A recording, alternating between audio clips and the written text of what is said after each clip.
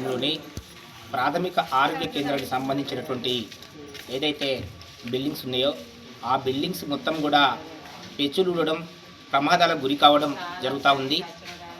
ఏదేమైనప్పటికీ కూడా నల్లబెల్లి మండల కేంద్రంలోని మండల జనాభా విషయానికి వస్తే 37,999 మండల జనాభా కలిగినటువంటి ఈ మండలంలో ప్రాథమిక వైద్యశాల, పేదలకు అండగా ఉన్నటువంటి వైద్యశాల, అదేవిధంగా ఉదయం నుంచి 4 గంటల వరకు సమయ వేళల్లో అక్కడ ఉన్నటువంటి డాక్టర్లు అందుబాటులో ఉంటూ పేదలకు వైద్యం అందిస్తూ ఉన్నారు.